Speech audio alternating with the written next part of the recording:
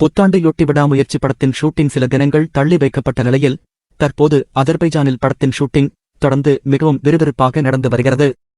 இந்நிலையில் விடாமுயற்சி ஷூட்டிங்கிற்காக அதர்பைஜானில் சிறிய அளவிலான செட்கள் அமைக்கப்பட்டு வருவதால் ஷூட்டிங் துவங்குவதில் தாமதம் ஏற்பட்டுள்ளதாக கூறப்படுகிறது.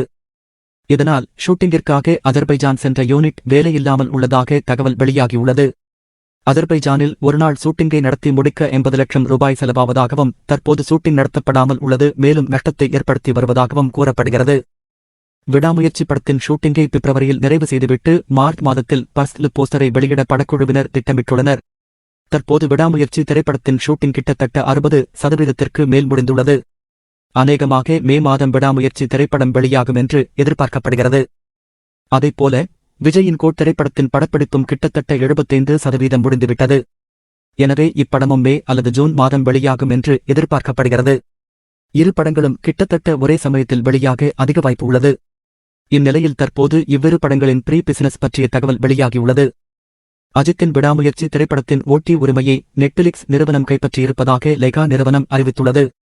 நெட்ஃபிளிக்ஸ் நிறுவனம் விடாமுயற்சி திரைப்படத்தின் ஓட்டி உரிமையை ரூபாய் 125 கோடி கொடுத்து வாங்கியுள்ளதாக தகவல் வந்துள்ளது. அதேபோல விஜயின் கோட் திரைப்படத்தின் ஓட்டி உரிமையையும் நெட்ஃபிளிக்ஸ் நிறுவனமே கைப்பற்றியுள்ளது என்றாலும் அதிகாரப்பூர்வமாக அறிவிக்கப்படவில்லை. இப்படத்தை நெட்ஃபிளிக்ஸ் நிறுவனம் 150 கோடி கொடுத்து வாங்கியுள்ளதாம். எனவே ப்ரீ பிசினஸ் பொறுத்தவரை விஜயின் கோட் திரைப்படமே முன்னிலையில் உள்ளதாக தெரிகின்றது. எனினும் இந்த தகவல் எந்த அளவிற்கு உண்மை என்பது தெரியவில்லை.